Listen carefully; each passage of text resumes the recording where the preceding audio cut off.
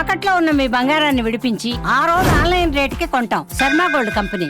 నమస్కారం అండి, సుమన్ టీవీకి స్వాగతం. నేను గీతాంజలి. ప్రస్తుతం మనతో పాటు ఉన్నారు వైదిక ఆస్ట్రాలజర్ గోనుగుంట్ల సురేష్ బాబు గురువు గారు. వారితో మాట్లాడి ఈ మార్చి 10 నుంచి గురు అనుగ్రహం అనేది ఒక 3 నెలల పాటు ద్వాదశ రాశుల వారిపైన ఏ విధంగా ఉండబోతుందో గురువు గారి మాటలో విని తెలుసుకుందాం.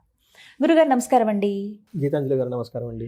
చాలా సంతోషం మీతో మాట్లాడడం. చాన్నాళ్ళు అయిపోయింది, ఎప్పటి నుంచో అనుకున్న సమయం రావాలి దేనికైనా. అంతేనండి. గురుగారు, మరి గురువు వక్రగతి నుంచి మళ్ళీ యథాస్థానానికి వస్తున్నారు మార్చి 10వ తారీఖు నుంచి అని విన్నాము. మరి ఈ సందర్భంగా ద్వాదశ రాశుల వారికి గురువు ఎలాంటి అనుగ్రహాన్ని అందిస్తారు? ఎందుకంటే గురువు అనగానే ఎప్పుడు అనుగ్రహించే గ్రహం అని చెబుతూ ఉంటారు కాబట్టి, మరి ఆ బృహస్పతి గురువు ఎలాంటి అనుగ్రహం అందిస్తున్నారు, ఏ ఏ రాశుల వారికి ఎలా ఉండబోతుందో తెలియజేస్తారా? ఓం గం గణపతియే నమః. స్వర్ణలక్ష్మి నమస్తే అస్తు. పరబ్రహ్మ స్వరూపిణి రాజ్యం దేహి ధనం దేహి సర్వకామాంచ దేహి మే. స్వర్ణలక్ష్మి అమ్మవారు ప్రతి ఒక్కళ్ళకి పరమానందంగా ఉండే ఒక బ్రహ్మ జ్ఞానాన్ని ఇవ్వాలి. ప్రతి ఒక్కళ్ళు తమ కళ్ళతో హోలిస్టిక్గా ప్రతిదాన్ని చూడగల ఒక సామర్థ్యం మనకి ఇవ్వాలి. అలా ఇచ్చే ఒక శక్తి స్వర్ణలక్ష్మి అమ్మవారికి ఉంటుంది. ప్రతి ఒక్కళ్ళకి రాజ్యం దేహి వాళ్ళకి ప్రతి ఒక్కళ్ళకి రాజ్యం దేహి అంటే ఏంటి, వాళ్ళకి అథారిటీ, పవర్, స్టేటస్ సింబల్ ఉండాలి. ధనం దేహి, విపరీతంగా ధనం ఉండాలి. సర్వకామాంచ సిద్ధి, ప్రతి ఒక్కళ్ళకి వాళ్ళ మనసులో ఎలాంటి కోరిక కోరుకున్నా ఇమ్మీడియట్గా తక్షణం నెరవేరాలి అని చెప్పేసి స్వర్ణలక్ష్మి అమ్మవారిని. మనకు వివేకం ఉండాలి. ఏ పని చేసినా కానీ రాంగ్ డెసిషన్స్ మనం ఏది చేసుకున్నా కానీ 10 ఏళ్ల తర్వాత 15 తర్వాత అయ్యో ఆ భూమి కొన్నాను రాంగ్ డెసిషన్ ఇప్పుడు రియలైజ్ అవుతూ ఉంటాం. అలా రాంగ్ డెసిషన్ చేసుకోకుండా ఇంటెలిజెన్స్, బుద్ధి మనకు ఉండాలి. కాబట్టి గణపతి మనకు అది ఇవ్వాలి. ఈ 2 ఉంటే చాలు. వివేక వైరాగ్యం ఉంటే లైఫ్ అంతా హ్యాపీ అంట ఆది శంకరాచార్య చెప్తూ ఉంటారు.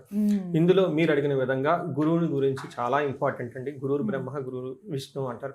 అంటే మనకున్న ఎన్నో జన్మల కర్మల మొత్తాన్ని కరిగించి ప్యూరిఫై చేసి సన్మార్గంలో పెట్టే ఒకే ఒక్క శక్తి గురువుకు ఉంటుందండి. అందుకనే ఆయనకి బ్రహ్మ విష్ణువు కంటే కూడా ఇంకా పెద్ద అని చెప్తూ ఉంటారు అనమాట.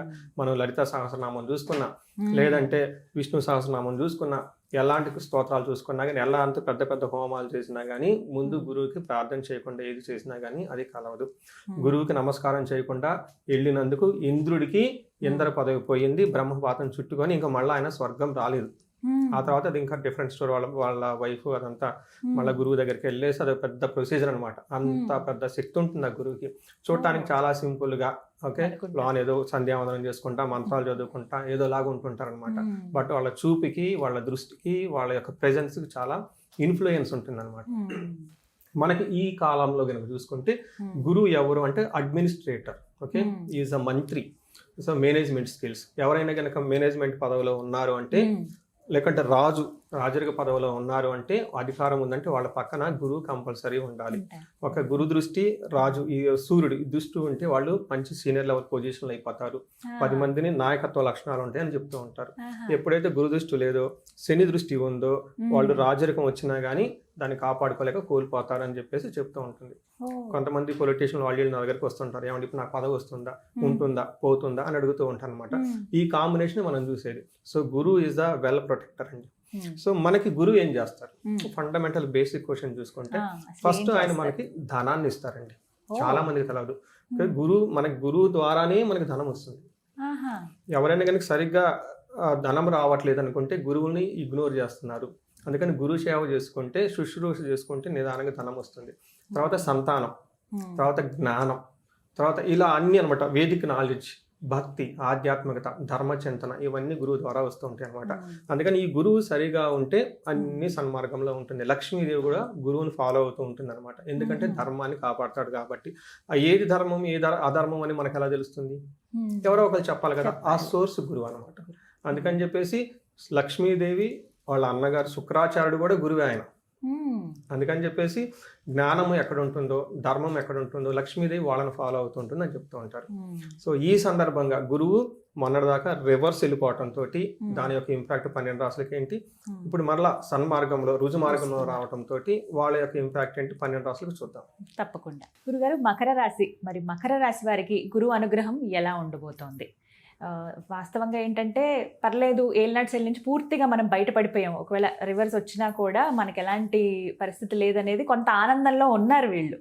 పైగా కొత్త సంవత్సరం ప్రారంభం అవుతుంది. మరి ముందుగానే మళ్ళీ గురువు యథాస్థితికి మళ్ళీ వచ్చేస్తున్నారు కాబట్టి జూన్ వరకు అసలు ఈ 3-4 నెలలు ఎలా ఉంటుందండి వారికి?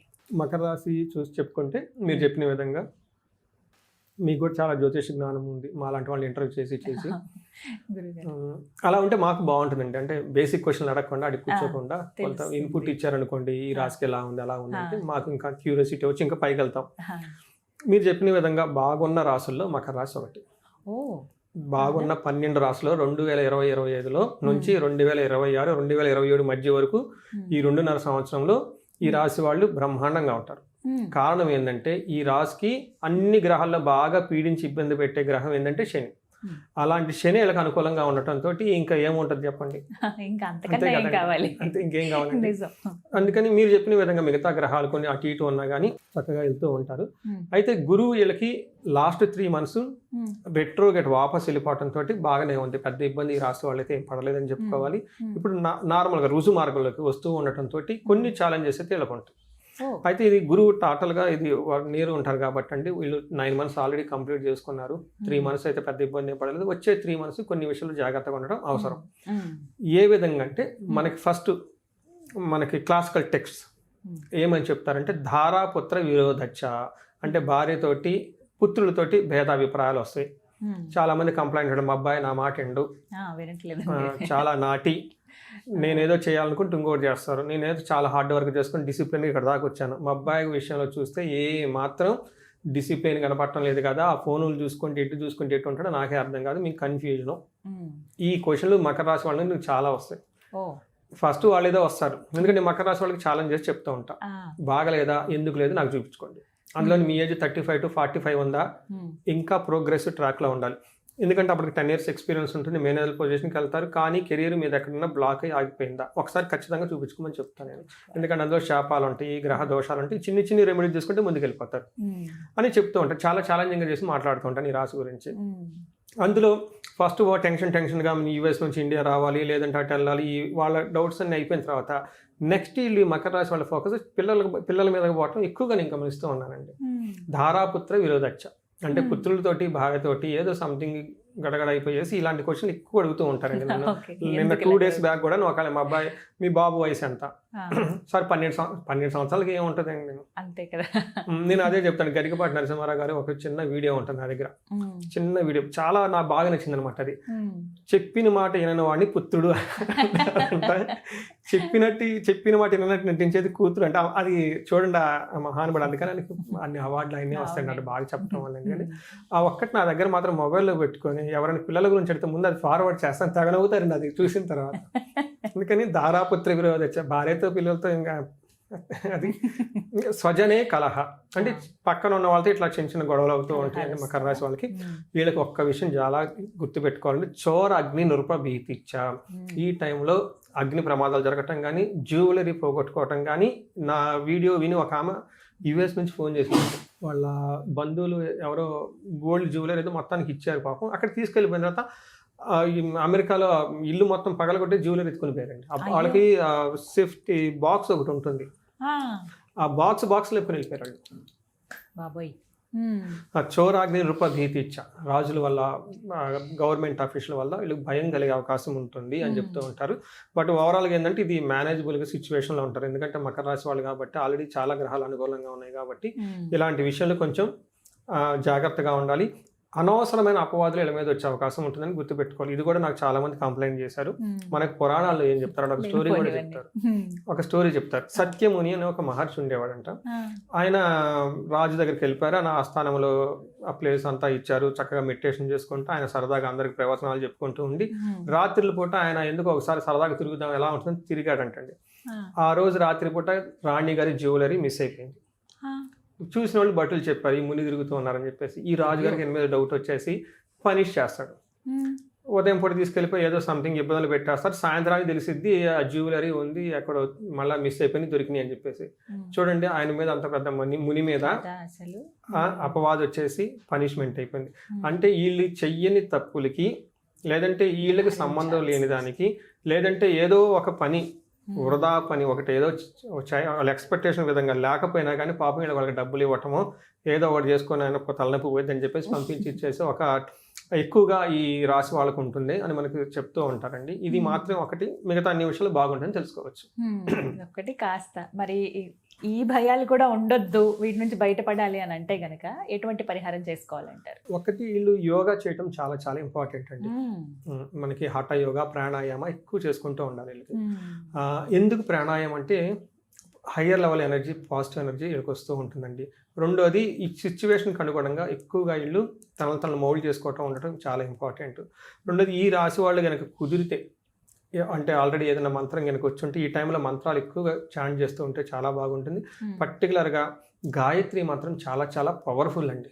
ఇన్ కేసు ఎవరికైనా ఇనిషియేషన్ అయ్యి ఉండి దీక్ష తీసుకొని ఉండి కనుక గాయత్రి మంత్రం కనుక త్రికాల సంధ్యా వందనం, సూర్య నమస్కారం ఎక్కువగా చేస్తూ ఉంటే చాలా బాగుంటుందండి. యాజ్ యూజువల్గా గుడికి సంబంధించిన మేధా దక్షిణామూర్తి, హయగ్రీవ స్వామి, తర్వాత చాలా మందికి ఇంకొక సజెషన్ ఏమి ఇస్తానంటే మకర రాశి వాళ్ళకి టైం బాగుంది కాబట్టి తిరుపతి వెళ్తుంటారు చాలా మంది. మకర రాశి వాళ్ళు ఇన్ కేసు కనుక తిరుపతి వెళ్తే తిరుపతి నుంచి లడ్డు కౌంటర్ నుంచి బయటకు వచ్చిన తర్వాత అక్కడ హయగ్రీవ స్వామి అని ఒక టెంపుల్ ఉంటుందండి. వైట్ కలర్ లో ఉంటుంది. నాకు చాలా బాగా ఇష్టమైన గుడి అనమాట. అక్కడ మనకి వరాహస్వామిని చూడటానికి కూడా వెళ్తూ ఉంటారు అనమాట. కారణం అనమాట ఈశాన్యం దిక్కులో ఉంటుంది అనమాట. అక్కడ హయగ్రీవ వెళ్ళాలి పైకి. కరెక్ట్ అండి. అక్కడ గనక వీళ్ళు గనక కూర్చొని అక్కడ హయగ్రీవ శ్లోకం ఒకటి ఉంటుంది. 108 సార్లు గనక ఆ శ్లోకం గనక చదివితే వాళ్ళ ఫ్యామిలీ మెంబర్స్ ని కూర్చొని అద్భుతం అండి. దే ఫీల్ లాట్ ఆఫ్ ఆరో అండి. నేను పర్సనల్ ఎక్స్పీరియన్స్ అండి. అక్కడ ఉంటుంది అనమాట. హయగ్రీవ స్వామి చిన్న శ్లోకం ఒకటి ఉంటుంది. ఓకే, జ్ఞానానందమయం దేవం అని చెప్పేసి ఆ చిన్న శ్లోకం ఉంటుంది. అది 108 సార్లు కనుక వెళ్ళి కూర్చొని చదివగలిగితే వాళ్ళ ఎక్స్పీరియన్స్ అందులో కామెంట్లో పెట్టమంటే అమేజింగ్ ఉంటుంది. చక్కగా అక్కడ ఇక్కడ మాడవీధుల్లో గడుపుతారు. చక్కగా అలా కూర్చుని అక్కడ కూడా కాసేపు కూర్చుని ఇలా జపం చేసుకుంటే చాలు. వెంగమాంబాకి వెళ్ళే పక్కకే ఉంటుంది అటు ఇటువైపు కదా. వైట్ కలర్ లో ఉంటుంది. చూడండి వాళ్ళు అంతా పెయింట్ కూడా ఎలా వేసారు వైట్ కలర్ లో. చాలా బాగుంటుంది. అక్కడ బోర్డు మీద రాసి ఉంటుందండి. నిజంగా అది గనక చేయగలిగితేనండి అమేజింగ్ అండి వాళ్ళకి. ఇది చక్కటి పరిహారం. చాలా మంది ఇప్పుడు ఎలాగో తిరుపతి వెళ్లే వాళ్ళు ఉంటారు. వెళ్ళినప్పుడు అక్కడ హయగ్రీవ స్వామి అంటే గురువు తత్వానికి సంబంధించింది కదండి. బాగుంటుంది, పవర్ఫుల్ రెమెడీ. చాలా చక్కటి పరిహారం ఇదైతే. ధన్యవాదాలు గురువు గారు. ధన్యవాదాలండి.